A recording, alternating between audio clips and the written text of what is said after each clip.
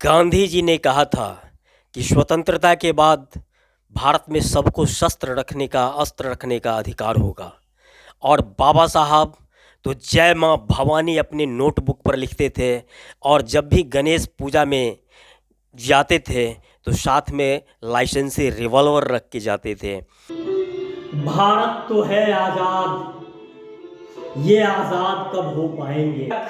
रामजी लाल सुमन, चंद्रशेखर रावण और Mukesh Sahni police protection के लिए मांग करते रहेंगे, इलाहाबाद हाई कोर्ट जाते रहेंगे और रोड पर सरकार के सामने तांडव किया जाता रहेगा, अराजकता फैलाया जाता रहेगा, तलवार लाठी भाजा जाता रहेगा।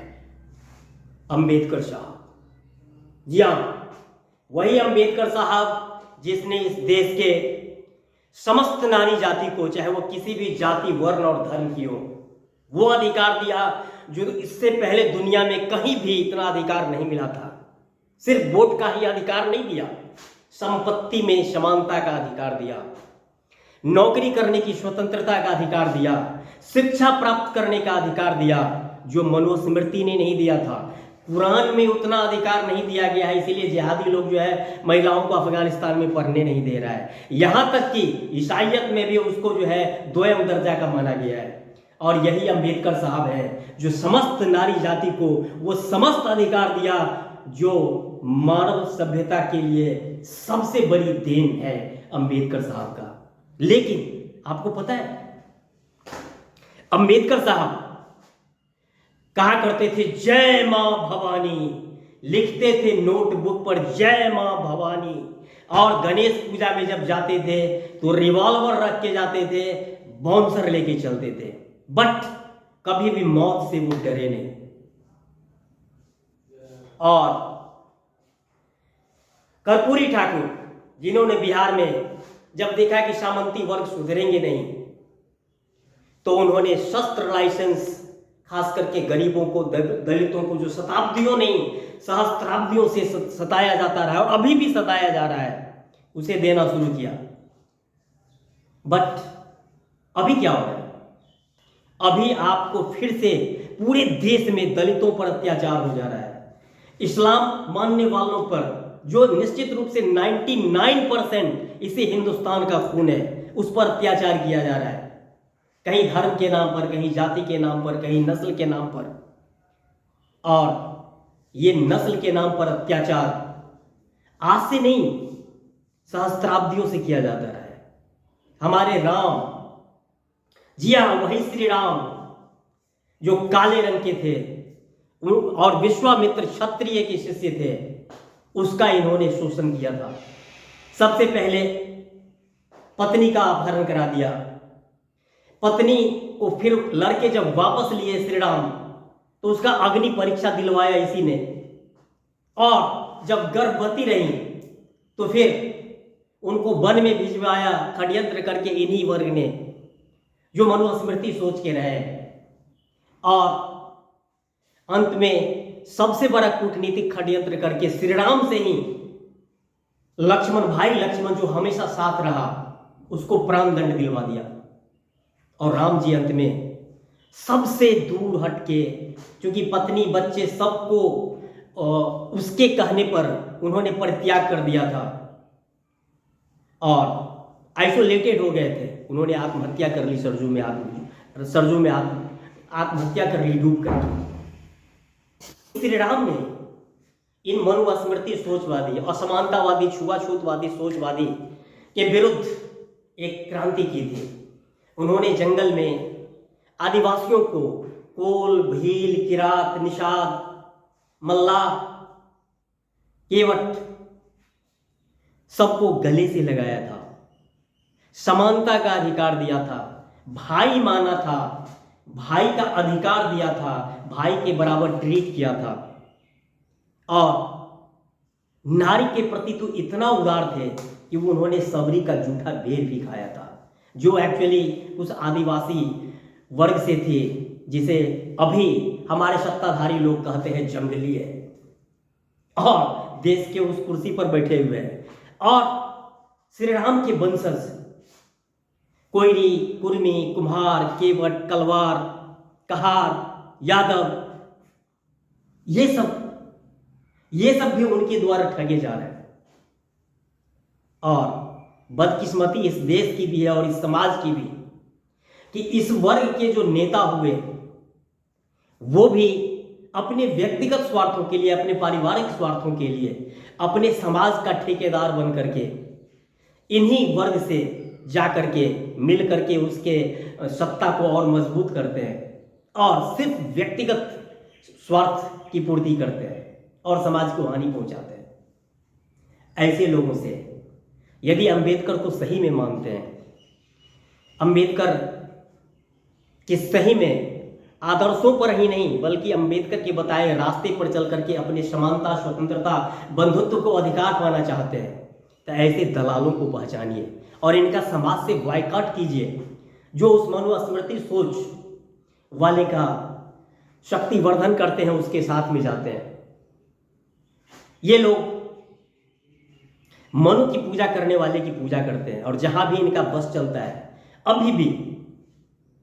एक्चुअली ये तो सही है कि इस्लाम के ही कारण 100% इस्लाम के ही कारण भारत में आज जो दलितों, पिछड़ों को कुछ अधिकार मिला है वो उसी के कारण, उसी के दबाव में इन्होंने थोड़ा थोड़ा दिया।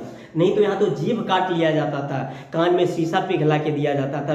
कोई शिक्षा का अधिकार नहीं, कोई भरण पोषण का अधिकार नहीं, कोई समानता का अधिकार नहीं।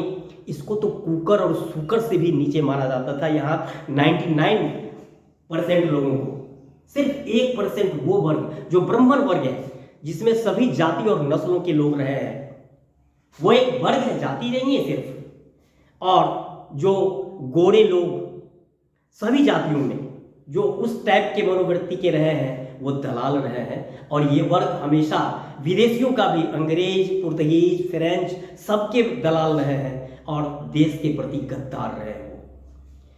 वैसे लोगों का सत्ता में आ जाना और कंटिन्यूअसली देश में नफरत फैलाना इस देश को विकसित और महान नहीं बनने देगा। यदि इस देश को महान और विकसित होना है तो निश्चित रूप से गांधी के मार्ग पर नहीं चलना पड़ेगा, बल्कि गांधी के प्रेम अहिंसा के मार्ग के साथ साथ चंद्रशेखर आजाद, सुभाष चंद्र बोस, कर्पूरी ठाकुर और अंबेडकर के उस नीति का भी पालन करना पड़ेगा कि हम अहिंसा भी रखेंगे और दूसरी तरफ शस्त्र साधना भी करेंगे। बगैर शस्त्र के, बगैर शक्ति के इस दुनिया में सम्मान के साथ नहीं जिया जा सकता है। ये दुनिया का नेकेड सत्य है। इसीलिए शक्तिशाली बनिए, पहले अपने अस्त्र शस्त्र बल की पूजा कीजिए और दुनिया में वो अधिकार स्नैच कीजिए, छीनिए, छीनना पड़ेगा, नहीं तो वो आपको अधिकार दिया नहीं जाएगा, वो अधिकार जो आपसे छीन लिया गया है और आपको जो मिलना चाहिए। इसलिए शक्ति की साधना कीजिए। मरने से क्यों डरते हो?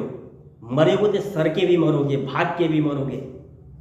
जित्वा वा प्राप्स्यसे स्वर्गम, मृत्वा वा प्राप्स्यसे स्वर्गम, जित्वा वा भोक्ष्यसे महिम। यही तो हमारा धर्म कहता है, जिसको तुम लोग हिंदू धर्म कहते हो। एक्चुअली बौद्धों, जैनियों को भी मैं कहना चाहता हूं कि सिर्फ आप अहिंसा अहिंसा अहिंसा, निश्चित रूप से अहिंसा, समानता, वसुधैव कुटुंब कीजिए, करना चाहिए, ये आदर्श होना चाहिए। लेकिन यदि शक्ति की साधना नहीं कीजिएगा तो सबसे पहले तो आपको देश से ओमिट कर दिया गया था। और अभी बौद्ध स्थल, जो सबसे प्रमुख स्थल है बोध गया का, उसको भी प्राप्त करने में आप धरना प्रदर्शन कर रहे हैं। कौन सुन रहा है आपको?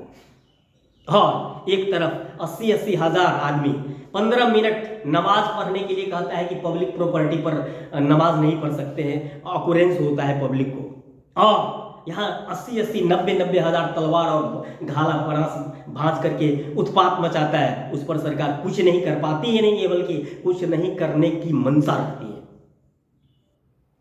नहीं तो सरकार चाहेगा शांति और व्यवस्था और अराजकता हो जाएगा। ये ऑलरेडी करने दिया जा रहा है और यह देश के लिए घातक है। एक्चुअली अनुशासन का पालन कीजिए सभी देशवासी, चाहे किसी भी जाति, धर्म, नस्ल और लिंग के हो। एक्चुअली एक देशभक्त है तो आप सबको निश्चित रूप से एक भारत धर्म के रूप में अपने को समझाना पड़ेगा कि हम सबको कहना पड़ेगा कि हम सभी एक साथ उच्च शिक्षा प्राप्त करेंगे। अर्थात ये एक गुण है ब्रह्मणत्व जो धारण करेंगे, जो सबसे पहले धारण करने वाला गुण है। इसके बाद हर एक इंसान को, चाहे नर हो चाहे नारी हो, शारीरिक प्रशिक्षण लेकर के, अस्त्र शस्त्र का प्रशिक्षण लेकर के लड़ने झगड़ने की कला का विकास करना पड़ेगा, दुनिया में और घर में भी सम्मान के साथ रहना है। तो तीसरी बात कि अपने को व्यवसायी बना देना है। क्षत्रियत्व के बाद वैश्वत्व की साधना करनी पड़ेगी हर एक को। ये नहीं कि एक अलग जाति वैश्वत्व का कर रहा है, एक क्षत्रियत्व का कर रहा है, एक ब्राह्मणत्व का कर रहा है। ये हर एक को खूब पढ़ना लिखना चाहिए, ये ब्राह्मणत्व हुआ। हर एक को खूब शक्ति साधना करनी चाहिए, सिर्फ जिम में ही नहीं बल्कि तलवारबाजी से लेकर के परंपरागत और आधुनिक अस्त्र शस्त्रों का प्रशिक्षण लेना चाहिए। शरीर को कमांडो प्रशिक्षण लेकर के फिट करना चाहिए और व्यापारिक बुद्धि से भिन्न भिन्न तरह के व्यापार, उत्पादन, नया आविष्कार, इनोवेशन करना चाहिए। काहे अमेरिका में ही इनोवेशन हो रहा है, यहाँ क्यों नहीं हो रहा है? यहाँ कहते हैं मुक्ति, निर्वाण, हम हिंदू, हम मुसलमान, हम कुरान, हम जाएंगे निर्वाण लेने के लिए। भारत निर्वाण और मोक्ष और मुक्ति के ब्रह्मजाल के कारण कहीं कुछ होता नहीं है, हमेशा गुलाम रहा है, ये अपनी मूर्खता से गुलाम रहा है। और इस देश के 1% लोग इस देश को मूर्ख बना करके ठगते रहे और संपूर्ण देश को बारंबार गुलाम करना पड़ा है, बेइज्जत होना पड़ा है और किसी न किसी का अंदर में आना पड़ा है।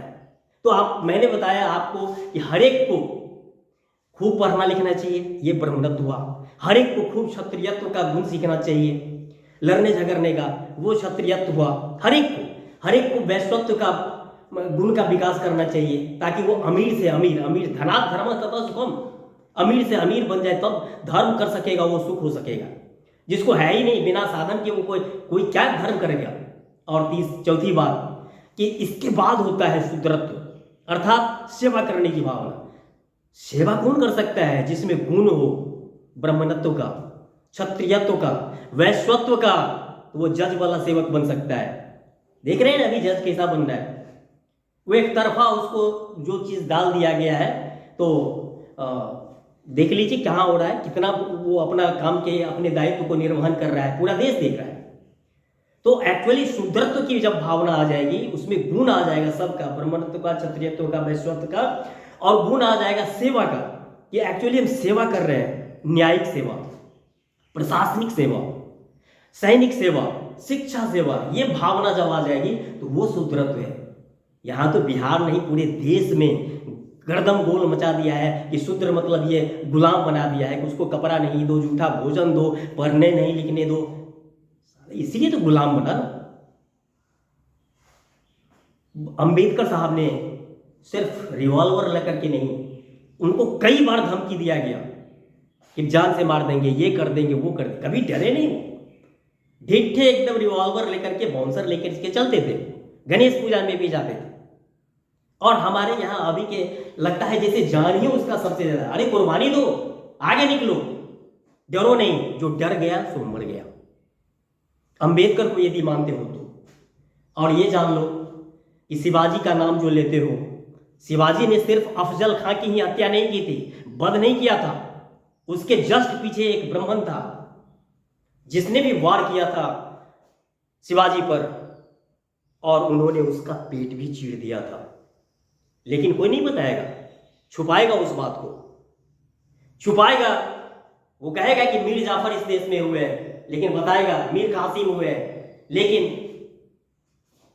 हमारे देश के तथाकथित, जिस पर वो अभी झगड़ा कर रहा है, वो जो हमारे कहना तो पढ़ रहा है, बट कहने में भी संकोच होता है कि उन मूर्खों को कौन समझाएगा कि हमारे राजस्थान में, हमारे गुजरात में भी ऐसे ऐसे गद्दार हुए हैं जो विदेशियों को बुलाए, और इस देश में जब विदेशी आए तो वो रह गए, और वो रह गए तो हम कहते हैं कि ये सारे इस्लाम वाले बाबर की औलाद है, तो वो गद्दार की औलाद नहीं है क्या?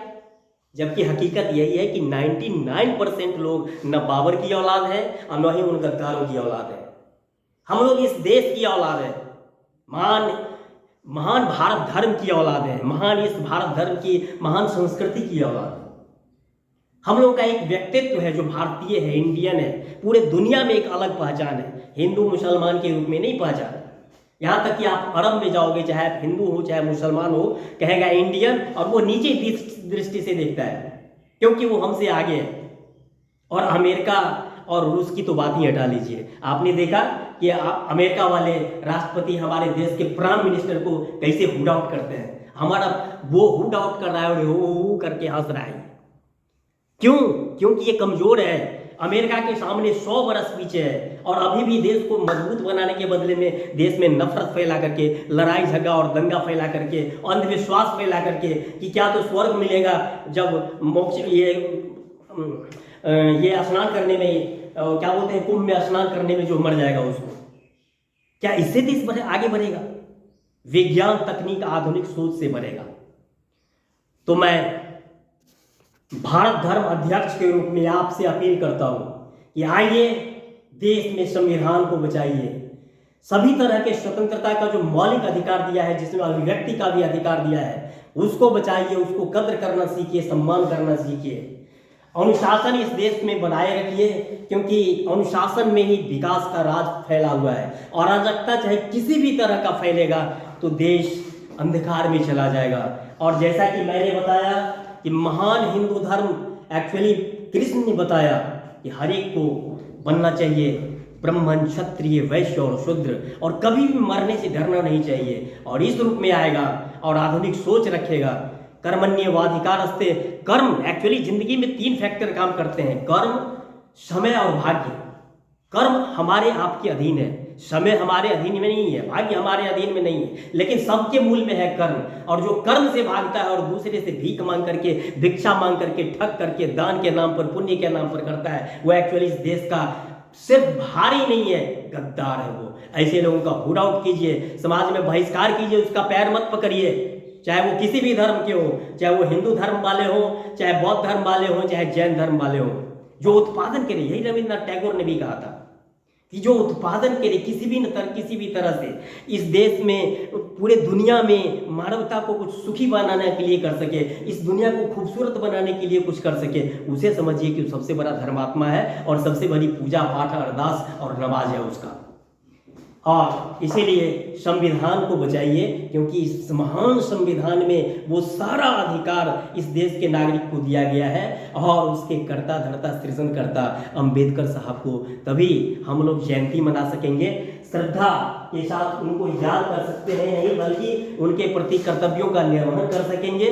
और इस सब को एक साथ समझने के लिए आप मेरी किताब नेकेड सत्य पढ़िए, जिसको 2004 ईस्वी में ही वर्ल्ड बुक फेयर में लॉन्च किया गया था, और राष्ट्रपति कलाम सहित, पीएम अटल बिहारी वाजपेयी सहित, सोनिया जी, राहुल जी को भी अमेठी में दे आया था। और देश के सभी राज्यपाल, यहाँ तक कि chief justice of India, chief election commissioner से लेकर के सभी राज्यपाल को दिया गया था। और 140 देशों में ये भेजा गया था 2007 ईस्वी के आसपास, और यूएनओ में भी भेजा गया था। ये सारा सूत्र है कि ये देश कैसे भारत पाकिस्तान मिल करके एक दुनिया का महाशक्ति बन सकता है। और अभी तो स्थिति ये है कि देश टूट सकता है ऐसे में, जिस हिसाब से अभी इस देश को पेरा जा रहा है। और हम यही अपील आपसे करेंगे कि मैं हूँ एक्चुअली श्री राम, कृष्ण, अल्लाह, ईश, बुद्धा अवतार, क्योंकि सारी एनर्जी हम में है। हम देश में चाहे वो किसी भी जाति के हो, धर्म के हो, वो भारतीय हैं यदि, और भारत के प्रति उनमें एक्चुअली देशभक्ति है, किसी भी पार्टी को हो, तो अपील करता हूँ कि आइए हमारे साथ।